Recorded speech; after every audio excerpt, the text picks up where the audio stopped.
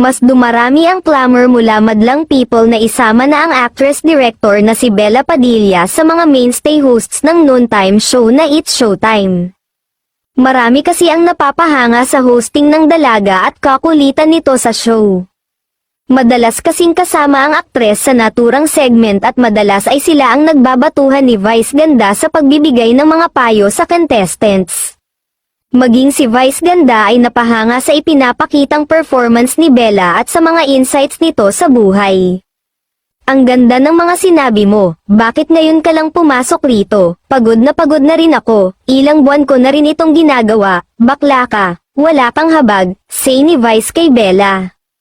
Umabot pa nga kay Bella ang balita na bet siyang mapanood ng madalas ng madlang people sa It's Showtime.